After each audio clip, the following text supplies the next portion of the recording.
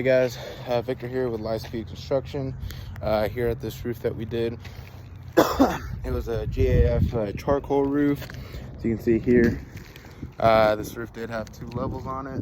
So I'll be shooting a video for the lower level here in a bit. But this is the upper level right here. See the new, all brand new shingles right here. Got new pipe boots on there. And right here is the chimney. See here, looks like all brand new flashing, step flashing was installed. You can see all the flashing is at each shingle right there. Then we did, let's see here, there's some more flashing right there. You can see the metal that comes out to about right there, looking pretty good. Same thing on this other side right here. All brand new step flashing right there. You can see each shingle has a piece of step flashing there.